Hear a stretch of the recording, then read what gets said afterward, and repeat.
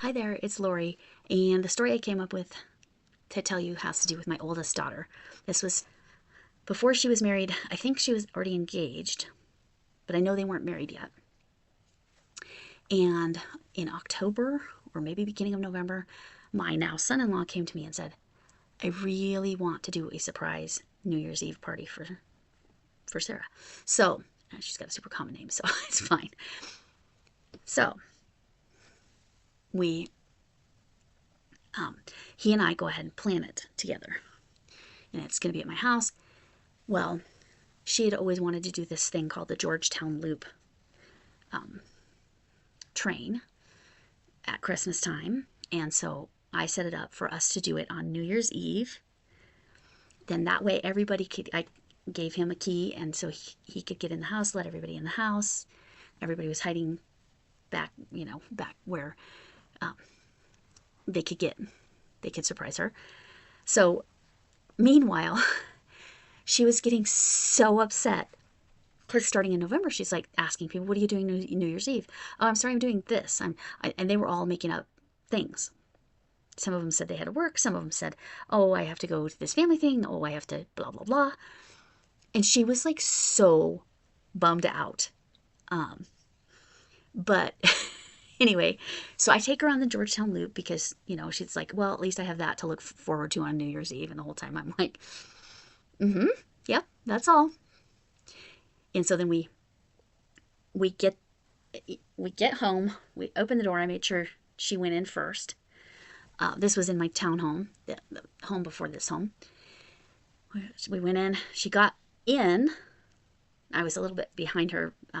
I can't remember if I was actually in the door or not, but she had cleared the door. She was in, and then everybody jumps up and yells surprise. And she just falls to the floor and starts crying with happiness because, first of all, nobody had ever thrown her a surprise party before. And secondly, it made up for her feeling like nobody was going to be with her on New Year's Eve. Now she has children and life is a little different, but that was a very special New Year's Eve. So, and that Georgetown Loop, if you happen to be in Colorado, and that's a feasible place for you to get to, that is a really cool train. It runs from about Thanksgiving to December 31st. And it's funny, once it's the December 26th to the 31st, the Santa is wearing a Hawaiian shirt because he's on vacation. It's hilarious. Anyway, that's what I came up with to share with you. I thought more of a happy, fun story. Let me start with what I finished first. I'll finish this guy.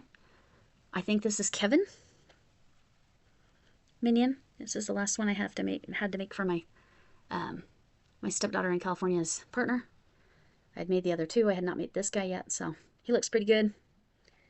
I don't like the hands. I don't know what I did wrong, but anyway. Oh, I see I have stuff sticking out here.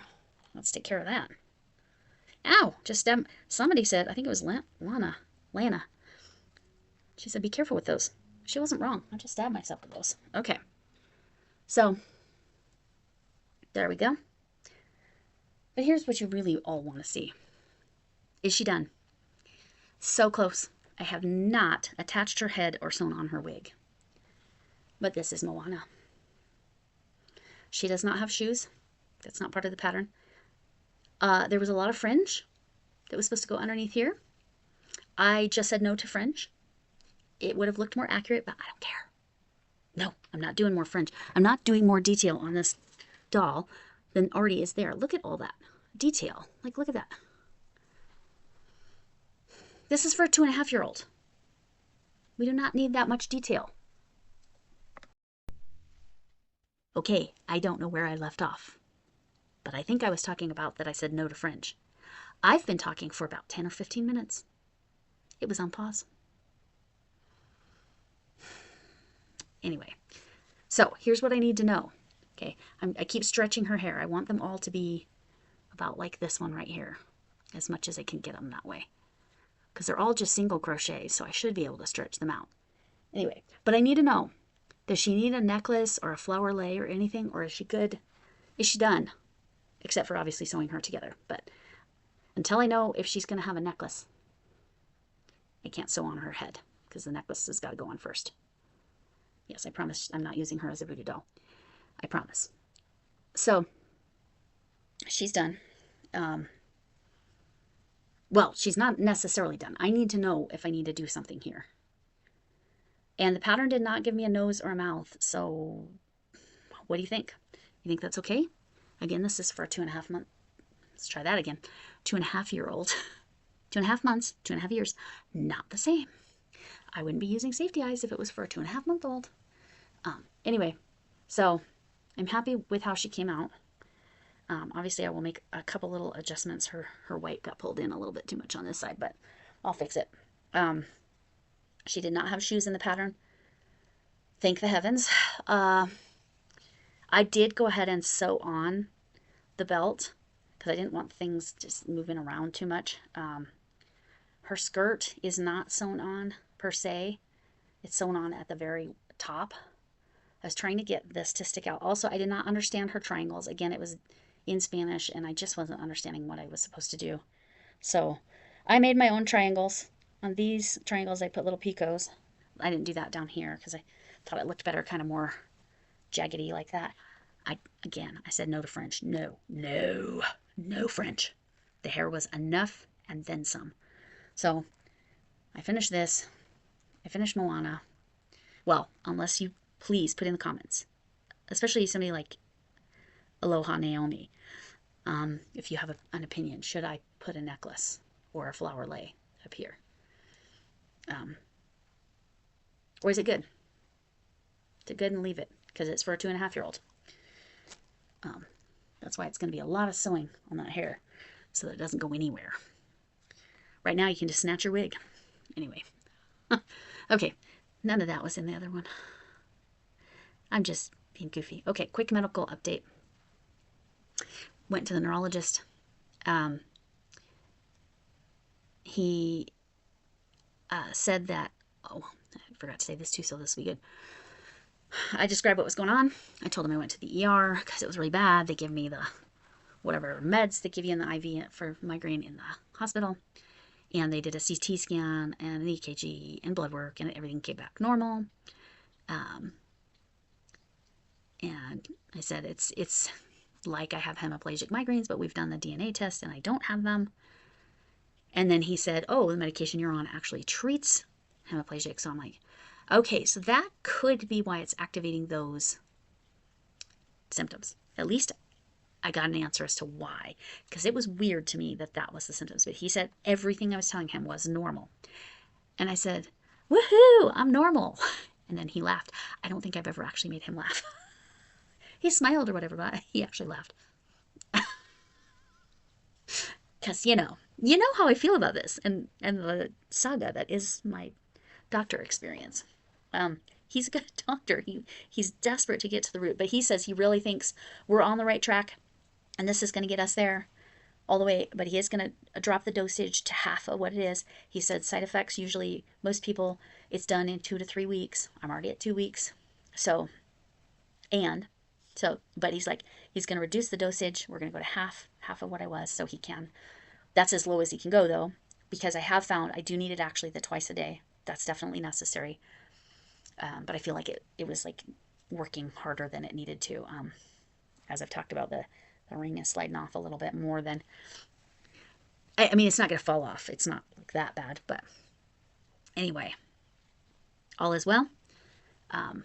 I was worried. I know I worried a lot of you, but I promise I pay attention to my body. However, I do not ever get upset or offended if you ask, hey, Lori, are you doing okay? Like Linda did in the live. Thank you, Linda. Saying, hey, it seems like you're having a hard time, Lori. I will never get offended by that because sometimes I push through so much that I'm not aware that it's like impacting me. If you didn't see the live, this is my t-shirt for my husband. Seasonal Crochetaholic. There's those 2 seasons. And there's these 2 seasons. There you go. My husband does good. And then he brought home, today is January 3rd. Oh, because it's after midnight. Oops. Thought I was filming this on the 2nd, but it's the 3rd. Which you're going to see it later today. He brought me home another gift that was kind of not an inexpensive gift because mine broke. It was it's a Fitbit, because the Fitbit gives me better information about my sleep than, well, my battery's not good enough in this to make it work, my Samsung watch. It's great for everything else, but the battery won't last that 24 hours. So the Fitbit gives me really good sleep information about how I'm doing and all that. So I'm very happy that he surprised me with that. I was not expecting it. My husband just took care of it, and he does that. He takes care of me. But back to what I was saying. Please, if you see me struggling, don't be afraid. I'll be upset if you ask. It reminds me to pay attention to myself. I'm okay with that. You know, I know it can seem like I'm fine because I'm really good at coping with most of these symptoms.